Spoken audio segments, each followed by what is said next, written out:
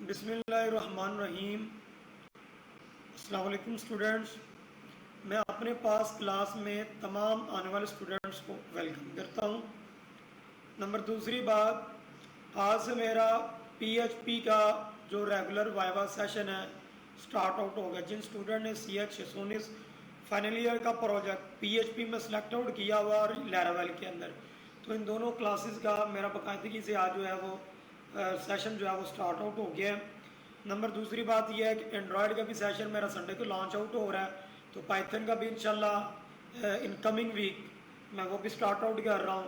और इसी तरह रेक्ट जेएस और रेक्ट नेटिव का भी जो है वो सेशन इंशाल्लाह मैं बहुत जल्दी उसका भी क्या कर स्टार्ट आउट करूँ। जो बेसिकली आज मेरा जो अभी आज फर्स्ट लेक्चर है, जिन स्टूडेंट ने CH619 का PHP में सेलेक्ट आउट किया उस स्टूडेंट का आज मेरे पास फर्स्ट क्लास है। यानी बेसिकली PHP का जो मेरा सेशन है वाइवा रेगुलर क्लासेस का वो स्टार्ट आउट हो गया है। ठीक है जी, तो अब हम अपने टॉपिक की तरफ चलते हैं। स्टूडेंट बेसिकली मेरा नाम है सर ईमानुल्लाह, ठीक है, और मेरा 8 साल का एक्सपीरियंस है CH619 फाइनल ईयर प्रोजेक्ट को बनाने का। ठीक है स्टूडेंट, बेसिकली मैं PHP के प्रोजेक्ट बनाता हूँ, लैरावेल के प्रोजेक्ट बनाता हूँ, .NET के प्रोजेक्ट बनाता हूँ, C# के प्रोजेक्ट, एंड्रॉयड के प्रोजेक्ट, पाइथन के, जावा के मैं प्रोजेक्ट बनाता हूँ, JSP लैंग्वेज के प्रोजेक्ट बनाता हूँ, मैटलैब के प्रोजेक्ट बनाता हूँ और React.js के मैं प्रोजेक्ट बनाता हूँ। स्टूडेंट, आप लोगों को प्रोजेक्ट से रिलेटेड किसी तरह की क्यूरी हो, माइंड के अंदर सवाल आए, कोई लेक्चर नहीं क्लियर आ रहा, किसी बात के अंदर डिफ़िकल्टी आ रही है, तो ये मेरा कॉन्टैक्ट नंबर है। इसके ऊपर आप लोग डायरेक्ट मुझे कॉल कर सकते हैं, मैसेज कर सकते हैं, उसे ऑन द स्पॉट आप लोगों को रिप्लाई मिलेगा। मैं सुबह 8 बजे से लेकर रात आजकल 4 बजे तक मैं अवेलेबल होता हूँ। फिर मैं फजर की नमाज़ पढ़ के सो जाता हूँ, फिर वो मैं 8 बजे उठ जाता हूँ। तो आप लोग जब मर्जी चाहें मुझे या कॉन्टैक्ट में इस मेरे व्हाट्सएप नंबर के ऊपर सुबह 8 बजे से लेकर रात 4 बजे तक जब मर्जी चाहे डायरेक्ट कॉल करें, मैसेज करें व्हाट्सएप पे, या वैसे मेरे लोकल नंबर पर ऑन द स्पॉट आपको रिप्लाई मिलेगा। ठीक है, हो गया। उसके बाद मैंने BA software engineering virtual university of Pakistan से की थी 2014 में। उसके बाद फिर मैंने MS software engineering virtual university of Pakistan से की 2016 में।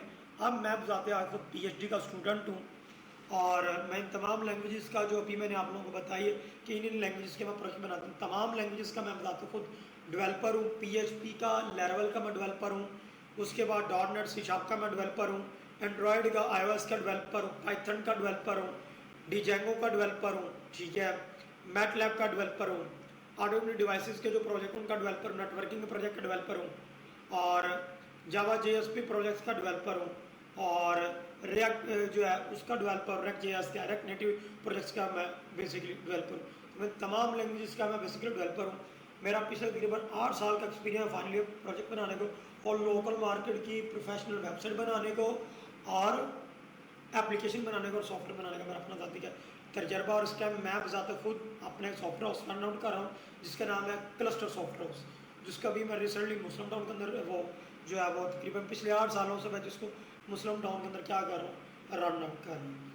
और मेरी बजाते खुद की क्वालिफिकेशन है सॉफ्टवेयर इंजीनियरिंग जो मैंने वेस्टर्न यूनिवर्सिटी ऑफ पाकिस्तान से की हुई है। मैं फाइनल ईयर के भी प्रोजेक्ट बनाता हूँ, थीसिस बनाता हूँ, लोकल मार्केट के भी प्रोजेक्ट मैं बेसिकली डेवलप आउट करता हूँ, और प्रोफेशनल वेबसाइट्स भी बनाता हूँ, सॉफ्टवेयर भी बनाता हूँ, मोबाइल एप्लीकेशन भी बनाता हूँ। और इसके अलावा मैं अपना सॉफ्टवेयर हाउस भी रन आउट कर रहा हूँ। और इसके अलावा मैं यूनिवर्सिटीज़ के पैनल्स के ऊपर जो है वो इंटरव्यूज़ भी कंडक्ट करने के लिए जाता हूँ। ठीक है जी, तो ये शॉर्ट्स ओवरव्यू था मेरे बारे में। तो अब मैं अपने टॉपिक तरफ चलता हूँ।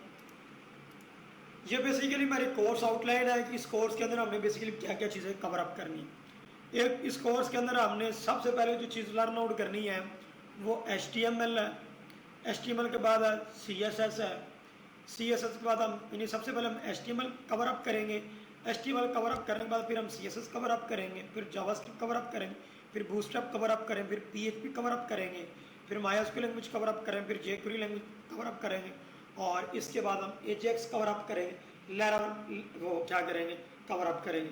जिन स्टूडेंट का PHP के अंदर प्रोजेक्ट उनको तो मैं सिर्फ jQuery तक लेके चलूँगा, और जिन स्टूडेंट का फिर लैरावेल के अंदर प्रोजेक्ट होगा फिर उन स्टूडेंट को मैं उन स्टूडेंट की एक सेपरेट क्लास कर दूंगा, फिर उनको मैं लैरावेल कवर अप करवाऊंगा। ठीक है, तो ये बेसिकली मेरी कोर्स आउटलाइन है कि ये बेसिकली तमाम जो ये लैंग्वेजेस हैं मैंने कवर अप करनी।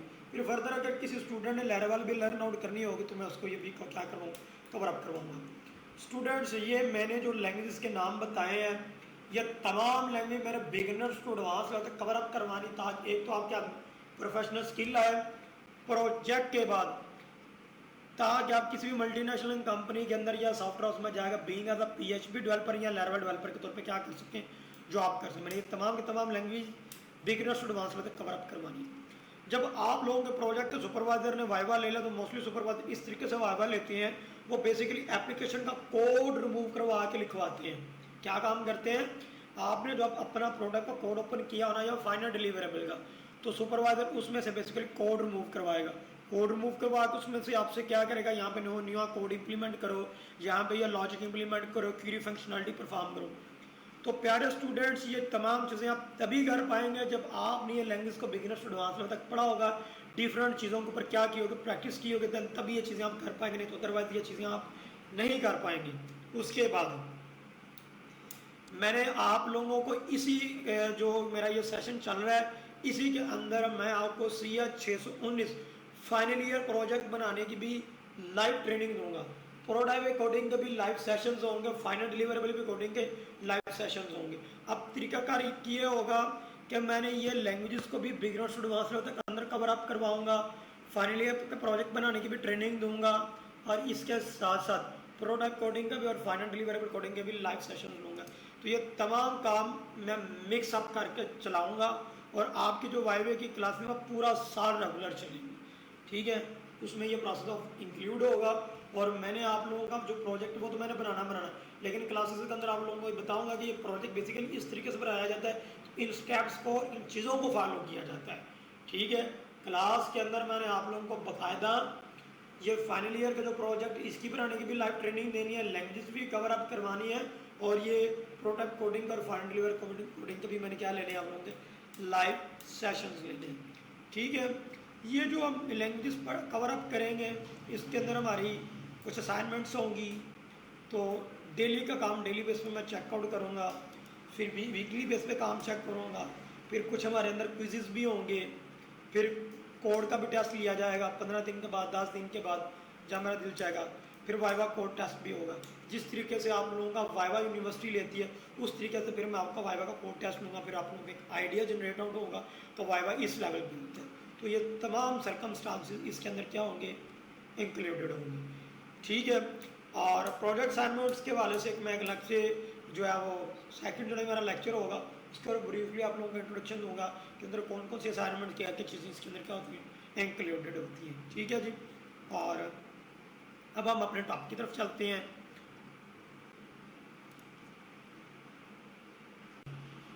उसके बाद सबसे पहला सवाल, what is HTML, what is HTML।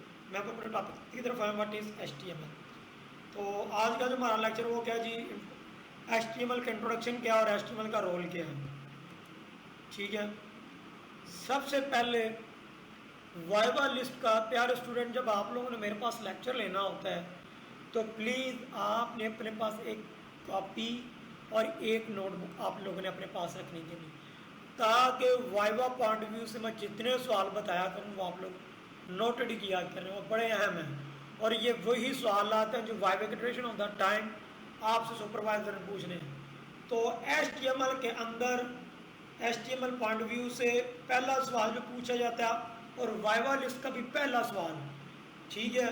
Viva list मेरे पास स्प्रिंग सेमेस्टर 2023 की जो वाइवा लिस्ट है, जो जो सवाल पूछे जाने हैं, जो आपसे वाइवा के ड्यूरेशन के टाइम आपसे सवाल होने, प्रोडक्ट के वाइवा के ऊपर जो आप लोगों से सवाल होने, उसकी लिस्ट मेरे पास आ चुकी है। जो कोई जूनियर डेवलपर या कोई सीनियर डेवलपर ये वाइवा लिस्ट मुझसे लेना चाहता है, वो मेरे साथ मेरे कॉन्टैक्ट नंबर के ऊपर रब्ता कर ले, उसको मिल जाएगी, ठीक है। नंबर दूसरी चीज़, ये वाइवा लिस्ट कोई अगर स्टूडेंट लेना चाहता है तो वो भी डायरेक्ट मुझसे कांटेक्ट कर सकता है, ठीक है। मुझे मेरे साथ व्हाट्सएप पे रब्ता कर ले, उसको भी ये वाइवा लिस्ट मिल जाएगी। वो वाइवा लिस्ट के अंदर तमाम सवाल इंक्लूडेड हैं जो वाइवा के ड्यूरेशन का टाइम आपसे सुपरवाइजर ने पूछने हैं, ठीक है। उसमें चीज़ ये है, हर सुपरवाइजर ने जो है ना वो अपने प्रोजेक्ट के अकॉर्डिंग सवाल पूछने, चंद एक क्वेश्चन ऐसे होंगे जो सेम होंगे बकाया, क्वेश्चंस डिफरेंट होंगे। तो मुझे पता है किन किन स्टूडेंट्स के मेरे पास प्रोजेक्ट हैं, उसके रिकॉर्डिंग बताता जाऊंगा कि फलां सुपरवाइजर ने ये सवाल पूछ रहे हैं, तो बेटा इसको नोटेड कर लो, इसको माइंड में बिठा लें, ये इंपॉर्टेंट है। ठीक है, तो इन चीज़ों को आपने प्लीज़ नोट डाउन करना है साथ साथ। ठीक है जी। वाइवा लिस्ट का पहला सवाल जो हर बच्चे से पूछा जाएगा, और ये सुपरवाइजर पूछते हैं। फॉर एग्जांपल 10 बच्चे फाइनल ईयर प्रोजेक्ट का प्रोडक्ट का वाइवा दे रहे हैं या फाइनल डिलीवरेबल का, तो वो 10 में से 4 बच्चों से लाजमन सवाल पूछेंगे HTML स्टैंड फॉर। और ये सवाल जॉब इंटरव्यूज पे भी पूछा जाता है। मैं अमूमन इंडस्ट्रियल लेवल पे जब वो इंटरव्यूज कंडक्ट करने के लिए जाता हूँ जॉब्स के, मैं भी अमूमन पूछता हूँ व्हाट इज HTML क्या है। ठीक है, तो ये 2 तरीके से सवाल सुपरवाइजर पूछ सकता है, what is HTML and HTML stand for. एक सवाल 2 तरीके से आएगा, what is HTML and HTML stand for. ठीक है जी। तो स्टूडेंट HTML स्टैंड फॉर है हाइपर टेक्स्ट मार्कअप लैंग्वेज। ठीक है, अगर पूछ ले व्हाट इज HTML, तो आपने कहना जी HTML stand for hyper text markup. ठीक है, अब जब ये कीवर्ड लग जाता है ना व्हाट इज HTML, तो वहां पे आप लोग 2 चीज़ों का पाबंद होते हैं। ठीक है, एक तो स्टैंड फॉर बताने के लिए और दूसरा HTML की डेफिनेशन बताने। सर डेफिनेशन क्या है वो भी आप लोगों को पिक करवाता हूँ मैं। ठीक है, तो जो हम लोगों के लिए सबसे ज़्यादा इंपॉर्टेंट चीज़ वो ये है कि पहला सवाल वो इस तरीके से पूछते हैं, अमूमन ये सवाल को घुमा के पूछते हैं फाइनल डिलीवरी प्रोडक्ट के ऊपर स्टैंड फॉर ही पूछते हैं कि HTML स्टैंड फॉर। तो आपसे वो पूछ रहे हैं कि HTML स्टैंड फॉर, आपने प्रोडक्ट के वाइवा को बताना है HTML stand for hyper text markup language. अगर सुपरवाइजर फाइनल वाइवा ले रहा है और उधर ये सवाल करे कि व्हाट इज HTML, उधर आप बताएंगे कि HTML stand for hyper text markup language. आगे चल के मैं इसकी लैंग्वेज की डेफिनेशन करूँगा, तो वो फिर साथ आपने स्टैंड फॉर के साथ इसकी डेफिनेशन बतानी होगी जब वो पूछेगा व्हाट इज HTML। ठीक है, अब सवाल ये पैदा होता है कि इसे हाइपर टेक्स्ट मार्कअप लैंग्वेज क्यों कहा जाता है। बड़े बड़े यूट्यूबर्स पे लोग बैठे हुए हैं, लेकिन वो अमूमन ये आप लोगों को चीज़ नहीं बताते, ना कोई यूनिवर्सिटी में लेक्चरार बताता है। लोग आते हैं, कॉपी पेंसिल उठाते हैं, पढ़ा के चले जाते हैं।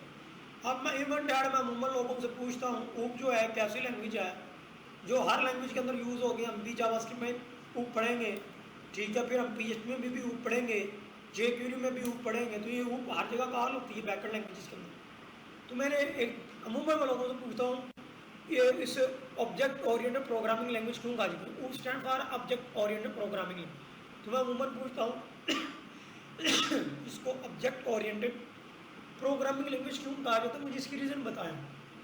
स्टूडेंट को पता ही नहीं होता, नथिंग एल्स, ब्लैंक। तो ये काम नहीं होना चाहिए। हमेशा जो चीज़ जो बुनियादी होती है वो हमारे लिए बड़ी इंपॉर्टेंट होती है, और ये चीज़ें बताती हैं कि आपकी बेसिक कितनी स्ट्रॉन्ग है।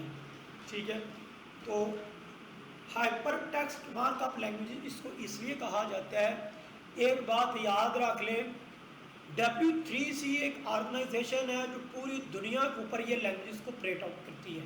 W3C, not for W3 school. W3 school not a good website.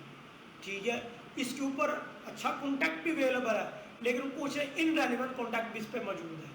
ठीक है, स्टूडेंट अगर आप लर्न करना चाहते किसी चीज़ की बेसिक को, तो W3 school is best option. लेकिन अगर आपने प्रोफेशनली काम करना है तो वो फिर आपको ऑफिशियल वेबसाइट सीखना पड़ता है। जो W3C की ऑर्गेनाइजेशन का प्लेटफॉर्म है, उसने बाकायदा उसकी साइट्स लॉन्च की हुई हैं हर लैंग्वेज पॉइंट ऑफ व्यू से, फिर वो चीज़ें आपको वहाँ से लर्न आउट करनी पड़ती है।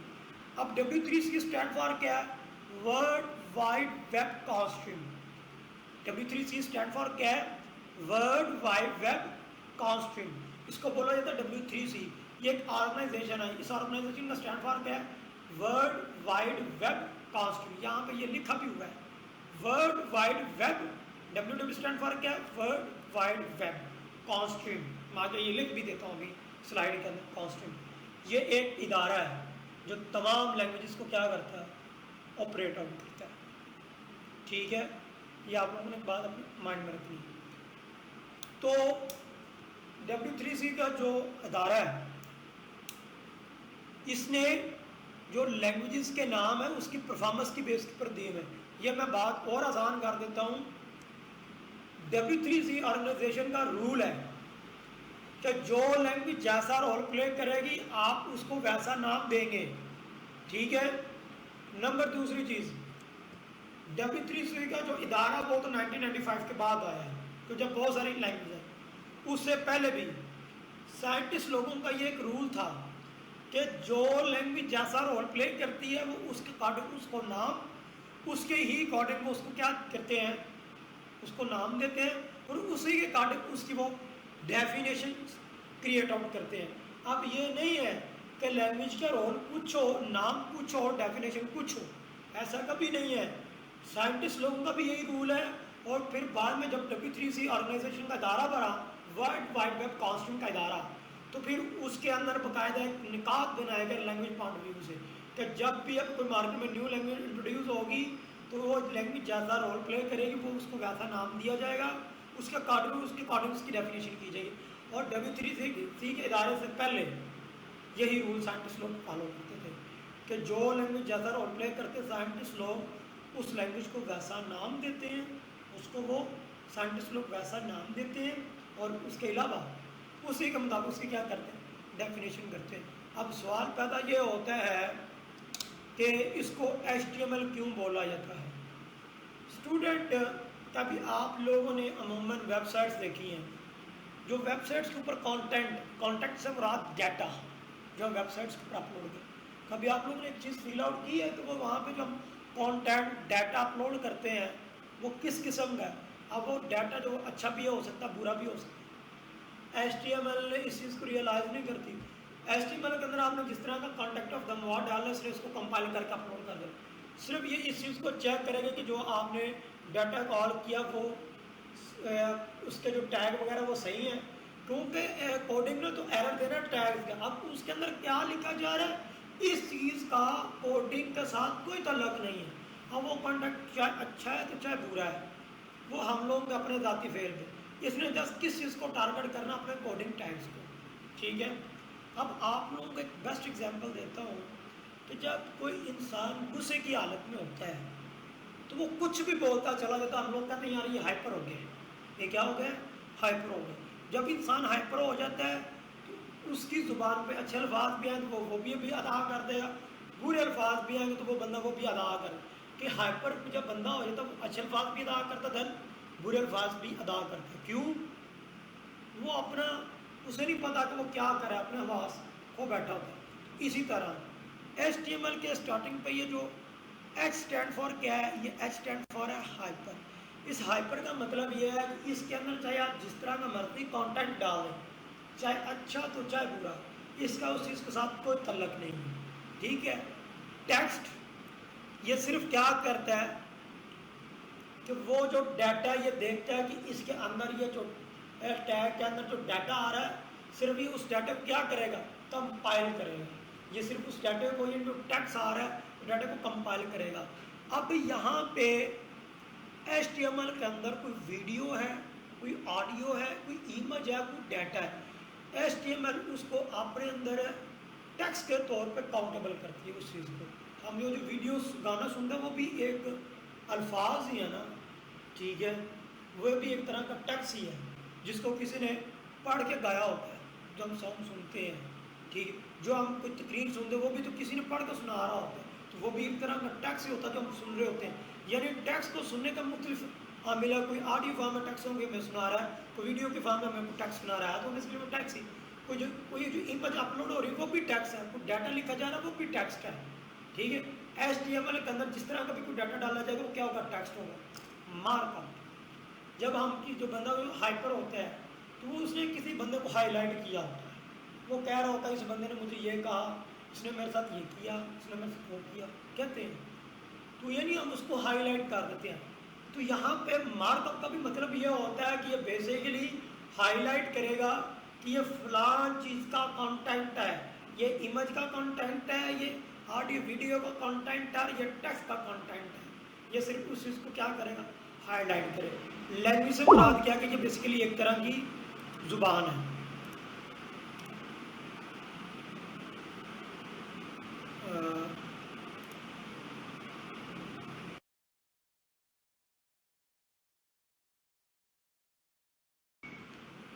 अच्छा जी, again welcome back. Sorry, light का कनेक्शन ऑफ हो गया था जिसकी वजह से सारा इशू क्रिएट हो गया।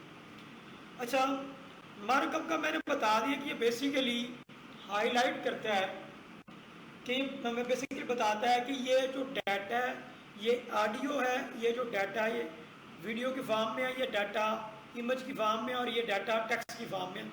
मार्कअप का डाटा सिर्फ हाईलाइट करता है कि ये चीज़ किस किस्म की है। ठीक है, यहाँ ये जो कॉन्टैक्ट किस तरह का, सिर्फ ये उसको हाईलाइट। एल स्टैंड फॉर क्या है? लैंग्वेज। एल स्टैंड फॉर क्या है? लैंग्वेज। ठीक है, ये जो लैंग्वेज का मतलब क्या है? जुबान। कि ये बेसिकली एक तरह की क्या है? जुबान है, ये एक तरह की लैंग्वेज है। ठीक है, अब ये जो लैंग्वेज कीवर्ड है ये अपनी तरफ से साइंटिस्ट लोग ने ऐड किया है। साइंटिस्ट ने लैंग्वेज कीवर्ड अपनी तरफ से ऐड किया है, जबकि इसका ओरिजिनल नाम HTM है। इसका ओरिजिनल नाम क्या है? HTM। तो ये HTM is not a good pronunciation. HTM तो जो एक प्रॉपर और खूबसूरत प्रोनाउंसिएशन बनती है वो है HTML। बोलने में प्यारा लगता है। तो बहुत ऐसी लैंग्वेजेस हैं जिसके एंड पे प्रोग्राम ऐड हो। प्रोग्रामिंग की ऐसी कई लैंग्वेजेस हैं जिसके एंड पे प्रोग्रामिंग आता है, जैसे ऑब्जेक्ट ओरिएंटेड। अब ऑब्जेक्ट ओरिएंटेड प्रोग्रामिंग। ठीक है, अब ओ ऑब्जेक्ट का भी ओ आया, ओरिएंटेड का भी ओ आया, प्रोग्रामिंग का पी आया, तो क्या बनेगा? ओ। अगर प्रोग्रामिंग कीवर्ड तो वो जनरल है, अगर उसको खत्म कर दिया तो बन गया ओ। तो व्हाट इज ओ? ये कितने पूरा कीवर्ड लाते हैं। तो इसी तरह साइंटिस्ट लोगों ने बाज लैंग्वेजेस की प्रोनाउंसिएशन बहुत सी ऑकवर्ड महसूस होती थी कि ये अच्छी प्रोनाउंसिएशन नहीं है, तो जिसकी वजह से इसके एंड पर यहाँ तो पी वो प्रोग्राम का वर्ड ऐड कर दिया गया, यहाँ लैंग्वेज का कीवर्ड ऐड कर दिया गया। ठीक है, तो ये बात मैंने आप लोगों को समझा दी है। हाइपरटेक्स्ट मार्कअप लैंग्वेज इसलिए कहा जाता है कि ये एक ऐसी जुबान है, इसको हाइपरटेक्स्ट मार्कअप लैंग्वेज क्यों कहा जाता है? ये एक ऐसी जुबान है जिसके अंदर आप जिस तरह का मर्जी क्या करें, डाटा ऐड कर दें, तो ये उस डाटा को क्या करेगा? कंपाइलेशन करके सिर्फ हाईलाइट करके उसको क्या कर देगा? स्क्रीन के ऊपर डिस्प्ले आउट कर। हाईलाइट क्या करेगा कि ये आपकी इमेज है, ये आपकी वीडियो है, ये आपका टेक्स्ट है, ये ऑडियो। अब उस ऑडियो के अंदर क्या पड़ा है, वीडियो के अंदर क्या पड़ा है, टेक्स्ट के अंदर क्या पड़ा है, इमेज के अंदर क्या पड़ा है, ये कंपाइलर का या कोडिंग टैग का इसी से कोई कंसर्न नहीं है। इस चीज़ के साथ उनका कोई कंसर्न। कोडिंग तो जस्ट अपना काम कर रही है। कोडिंग जस्ट अपना क्या कर रही है? काम कर रही है, और वो फिर उस डाटा को क्या कर रही है? अपलोड कर रही है। तो इसी वजह से इंटरनेट के ऊपर अच्छा कंटेंट भी अवेलेबल है, बुरा कंटेंट भी अवेलेबल है। तो वो अब हमारा हर राइट्स में हमने किस तरफ। ठीक है, अब ये था, इसको हम क्यों बोलते हैं हाइपरटेक्स्ट मार्कअप लैंग्वेज। तो वो मैंने आपको ब्रीफली एक्सप्लेन किया है कि इसको इस वजह से हाइपरटेक्स्ट मार्कअप लैंग्वेज कहा जाता है। साइंटिस्ट लोगों ने इसको एक लाइन के फिक्रे के अंदर इसका मकूजा, यानी इसको एक लाइन के अंदर, ये जितनी मैंने इतनी बड़ी तशरीह की है, उन्होंने इसको एक लाइन के अंदर ये जो है वो सारी मेरी बातचीत को उन्होंने एक लाइन के अंदर कवर अप किया हुआ है। ठीक है, कि इसको हाइपरटेक्स्ट मार्कअप लैंग्वेज। तो मैंने ज़रा ब्रीफली एक्सप्लेन किया ताकि आप लोगों को अच्छे तरीके से चीज़ समझ में आए।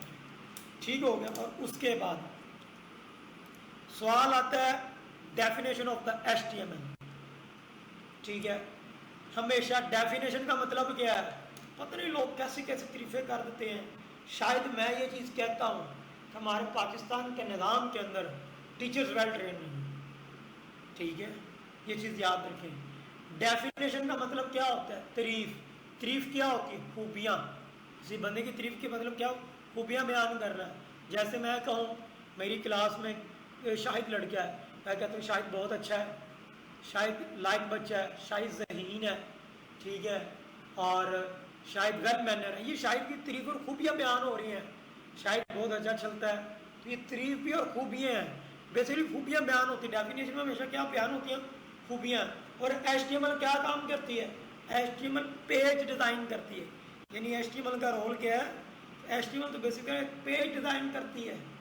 ठीक है, तो ये HTTP क्या है, URL क्या है, ये हम कल वाले लेक्चर के अंदर देखेंगे। आज सिर्फ वाइवा पॉइंट ऑफ व्यू का जो पहला सवाल उसको कवर अप कर रहा हूँ, जो मोस्ट इंपॉर्टेंट है। इस बार भी प्रोडक्ट के जिन स्टूडेंट्स ने वाइवे दिए हैं, बहुत से स्टूडेंट से ये सवाल पूछे गए। क्यों भट्ट साहब, माइक ओपन करें फीफा। ऐसे ही है ना, आपको अपनी सिस्टर बताई कि जो मैंने सवाल बताए थे वही चीज़ें सारी क्या आई थी? वाइवा के ड्यूरेशन द टाइम आई थी, कोई ऐसी चीज़ नहीं थी कि जो मैंने बताई और वो ना आई हो। क्यों, ऐसा ही है ना जी? ये ऐसे ही है। हाँ, तो ये जी अब बिल्कुल ऐसे ही है। बिल्कुल ऐसा ही है। तो ये चीज़ें आपने माइंड में रखना है कि वाइवा पॉइंट व्यू का वाइवा लिस्ट का पहला सवाल और एस्टिमेट पॉइंट व्यू से भी पहला सवाल, एक सवाल को दो एंगलों से पूछा जाना है। एस्टिमेट स्टैंड फॉर, तो वो मैंने अभी आप लोगों को समझा दिया, आपको सुपरवाइजर को कहना estimate stand for hyper text markup language, बस इतना। अगर आप इंडस्ट्री लेवल पर जॉब इंटरव्यूज के लिए जाते हैं तो वहाँ पे मुझे जैसा वेल ट्रेन बंदा आया हुआ है इंडस्ट्री लेवल, तो वो पूछते हैं आपसे एस्टिमेट स्टैंड फॉर क्या है, तो आप बताएंगे हाइपरटेक्स्ट मार्कअप लैंग्वेज। उसको बोलो इसको हाइपरटेक्स्ट मार्कअप लैंग्वेज क्यों कहा जाता है, तो आपको ये रीजन बता। अब वो पूछ लेता है व्हाट इज एचटीएमएल, तो जब वो सुपरवाइजर पूछेगा व्हाट इज एचटीएमएल, तो वहाँ पे आपने डेफिनेशन भी बतानी होगी, स्टैंड फॉर भी बताना होगा। अब इसकी ये तीन डेफिनेशन हैं। अब एचटीएमएल क्या काम करती है, एचटीएमएल बेसिकली वेबसाइट्स काम करती है, ठीक है। हमेशा एक बात याद रखें, एचटीएमएल फ्रंट एंड डिज़ाइन का जो कोड है उसको इम्प्लीमेंट करने के लिए यूटिलाइजेशन होती है, ठीक है। यानी एचटीएमएल के अंदर हम क्या करते हैं, फ्रंट एंड डिज़ाइन करते हैं, वेबसाइट का फ्रंट एंड डिज़ाइन करते हैं हम एचटीएमएल से। अब फ्रंट एंड क्या है, बैक एंड क्या है, ये भी कल वाले लेक्चर में निकलेगा, ठीक है। अभी के लिए इतना याद रखें कि HTML just for front end use होता है। अब HTML is the markup language for the web. उसने कहा ये एचटीएमएल क्या है, मार्कअप लैंग्वेज है वेब के लिए। That define the structure of the web pages. ये वेब पेजेस के स्ट्रक्चर को क्या करती है, डिज़ाइन करती है, बनाती है। मैंने आप लोगों को अभी क्या बताया है कि वेबसाइट का फ्रंट एंड डिज़ाइन करने के लिए एचटीएमएल यूज होती है। अगर एचटीएमएल ना हो कोई भी वेबसाइट नहीं बन सकती। इवन डैट आप वर्डप्रेस को प्लगइन इंस्टॉल करके बनाते हैं, तो आप वो उसका जब वो प्लगइन इंस्टॉल करके बनाते हैं तो प्लगइन इंस्टॉल करके वो वर्डप्रेस के अंदर जो है ना वो वेबसाइट को डिज़ाइन किया जाए। इवन डैट जब आप बैकएंड कोड इंप्लीमेंट करने लगते हैं ना, जब आप लोग कोड इंप्लीमेंट ओपन करते हैं वर्डप्रेस की वेबसाइट का, इवन डैट उसमें भी एचटीएमएल का यूज होती है, ठीक है। ये बात याद रखें, एचटीएमएल के बगैर कोई वेबसाइट डिज़ाइन नहीं हो सकती। एचटीएमएल एक स्केलेटन है, जैसे इंसान है तो इंसान हड्डियों के बगैर क्या है, गोश्त का एक लोथड़ा, ठीक है, वो तो बॉल बन जाएगी जैसे मर्जी वो घूमता फिरे। इसी तरह जो वेबसाइट है उसका जो स्केलेटन है वो एचटीएमएल है। अगर एचटीएमएल नहीं है तो वेबसाइट नहीं खड़ी हो सकी। वेबसाइट के अंदर चार चीज़ें तो होती हैं, टेक्स्ट, इमेज, ऑडियो और वीडियो, बस। और क्या वेबसाइट पे होती है, ये चार चीज़ें तो वेबसाइट पे होती हैं। तो ये चारों चीज़ों की जो इम्प्लीमेंटेशन है कोई लैंग्वेज नहीं करवा सकती। ये जो डाटा, यानी डाटा को ऐड करना, इमेज को लगाना, ऑडियो वीडियो लगाने का जो कंटेंट का काम है वो सिर्फ और सिर्फ एचटीएमएल कर सकती है, कोई और लैंग्वेज नहीं कर सकती। एचटीएमएल हर language, dot net C sharp के अंदर भी एचटीएमएल यूज़ होगी, डिजांगो के अंदर भी यूज़ हो रही है, रेक्ट नेटिव वो रेक्ट जेएस के अंदर भी एचटीएमएल यूज़ हो रही है। तो ये सारी लैंग्वेज इस एचटीएमएल के अंदर ही, यानी एचटीएमएल ही इन तमाम लैंग्वेज के अंदर जो है ये क्या होती है, यूज़ हो गई है, जो डाटा को क्या करती है, वेबसाइट पर पब्लिश करवाती है कि ये जी आपका टेक्स्ट है, ये इमेज है, ये ऑडियो और ये क्या है, वीडियो। यानी हम एचटीएमएल का ही यूज़ करके वेबसाइट पर क्या करते हैं, कंटेंट लगाते हैं। अगर हम एचटीएमएल का यूज़ नहीं करेंगे तो हाँ वो डिजांगो लैंग्वेज है, चाहे वो रेक्ट जेएस है, कोई भी लैंग्वेज, तो वो डाटा अपलोड नहीं होगा। तो उन लैंग्वेजेस के अंदर जो टैग यूज़ होगा वो एचटीएमएल के होंगे, लेकिन थोड़ा सा डिज़ाइन होगा, स्ट्रक्चर चेंज। टैग एचटीएमएल के होंगे लेकिन उसमें ज़रा ये है तो वो फ्रेमवर्क आ जाएगा डिजाइनों का या रिएक्ट जेएस के फ्रेमवर्क का, थोड़ी सी तब्दीली हो जाएगी उसमें, लेकिन टैग इसके होंगे एचटीएमएल के, ठीक है। तो एचटीएमएल का मार्कअप लैंग्वेज ये क्या है, मार्कअप लैंग्वेज फॉर वेब, कि ये एक वेब के लिए यानी वेबसाइट्स के लिए बेसिकली ये क्या है, मार्कअप लैंग्वेज जो बेसिकली वेब पेजेस के स्ट्रक्चर को डिफाइन करने के लिए या वेब पेजेस को बनाने के लिए यूटिलाइजेशन होती है। अगली डेफिनेशन देखें, HTML is a standard markup language for creating web pages. क्या हम HTML के थ्रू क्या करते हैं, वेब पेजेस तो क्रिएट करते हैं। And HTML describe the structure of the web pages. HTML के थ्रू हम वेबसाइट का या वेब पेजेस का क्या करते हैं, स्ट्रक्चर डिस्क्राइब करते हैं कि ये वीडियो है जी, ये ऑडियो है, ये टेक्स्ट है, ये इमेज है। उसके HTML के थ्रू हम एक वेबसाइट को क्या करते हैं, मॉडिफाई करते हैं, डिस्क्राइब करते हैं, उसको बनाते हैं, ठीक है, HTML की मदद से। उसके बाद third definition, HTML is the standard markup language for document design to be display in the web browser. अब जो HTML ये बेस तरह के डॉक्यूमेंट ही है, ये एक तरह का क्या है, डॉक्यूमेंट है। आपके पास जो वर्ड की फाइल है ये भी तो एक तरह का डॉक्यूमेंट ही, जिसके अंदर आप ऑडियो भी लगा देते हो, वीडियो भी लगा देते हो, इमेज भी लिख देते हैं, टेक्स्ट भी लगा देते हैं उसके। वो वर्ड की फाइल के अंदर तमाम फीचर्स हैं, तो वही फीचर किस में है, HTML की फाइल के अंदर। तो ये भी एक तरह का क्या डॉक्यूमेंट है, ये भी एक तरह की फाइल है। तो उसने लिखा है कि HTML standard markup language for document design to be a display in a web browser. तो इस डॉक्यूमेंट को बेसिकली हम क्या करते हैं, वेब ब्राउजर के ऊपर डिस्प्ले करवाने के लिए यूज़ करते हैं। HTML के अंदर जो बेसिकली डॉक्यूमेंट बनता है उसको हम वेब ब्राउजर के ऊपर डिस्प्ले करवाने के लिए क्या करते हैं, यूज़ करते हैं। यानी जो अब इसको और आसान वर्डिंग के अंदर आप लोगों को समझाता हूँ, तो वेब ब्राउजर के ऊपर जो डॉक्यूमेंट डिज़ाइन आउट होता है वो HTML के थ्रू होता है। ठीक हो गया है कि जो भी वेब ब्राउजर के ऊपर डॉक्यूमेंट डिज़ाइन होता है वो किसके थ्रू होता है, HTML। यानी HTML के थ्रू बेसिक क्या बनती है, वेबसाइट बनती है। ठीक है जी, तो ये आज का फर्स्ट लेक्चर था। ठीक है, वाइवा पॉइंट ऑफ व्यू का पहला लेक्चर कवर अप किया है और डेफिनेशन को कवर अप किया है। इंशाल्लाह डेफिनेशन को ब्रीफली आने वाले लेक्चर्स के अंदर दोबारा मैं इसको और मज़ीद डिस्क्राइब आउट करूँ ताकि ये चीज़ें आपको अच्छी तरह समझ। अब सवाल ये है, तीनों डेफिनेशन को हमने वाइवा क्रेडिशन का टाइम कौन सी डेफिनेशन बतानी, तो मैं आप लोगों को डिफाइन करूँगा, ये पहली डेफिनेशन बता दीजिए या थर्ड वाली बता दीजिए, सेकंड वाली डेफिनेशन बताने की ज़रूरत नहीं है। ठीक है, तो ये मोस्ट, मैं तो इवन डैड जो मेरे स्टूडेंट हैं वो फर्स्ट डेफिनेशन को प्रेफरेबल करते हैं। HTML is the markup language for that web that define the structure of the web pages. यहाँ आप इस तरह भी कह सकते हैं कि HTML basically describe the structure of the web pages. आप इतनी डेफिनेशन भी कर सकते हैं कि HTML describe the structure of the web pages, बस। ठीक है, आप इतनी भी HTML की डेफिनेशन कर सकते हैं। यहाँ ये भी डेफिनेशन कर सकते हैं कि HTML is the standard markup language for creating the web pages, कि जो अपने web page basically create out करने होते हैं वो आप HTML के थ्रू करते हैं। यानी HTML का बेसिकली काम क्या है, वेबसाइट को डिज़ाइन करना, ये एक तरह का स्केलेटन है। ठीक है जी, सुनिए, ठीक हो गया जी। यहाँ तक कि स्टूडेंट का सवाल है तो प्लीज़ ओपन द माइक, तो वो मुझसे माइक ओपन करो तो मैं उसको वो चीज़ लेबोरेट कर देती हूँ जी। वाइवा पॉइंट ऑफ व्यू से कुछ सवाल हो, इसके मतलब का कुछ सवाल हो तो प्लीज़ माइक ओपन करें एनीबॉडी।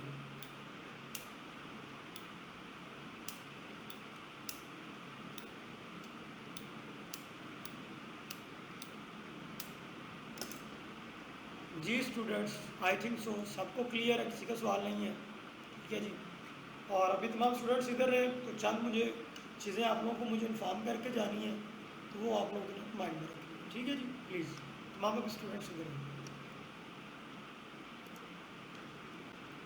ले जी स्टूडेंट्स, बहुत शुक्रिया, जज़ाकल्लाह। और ये इंशाल्लाह वीडियो मेरी यहीं तक है।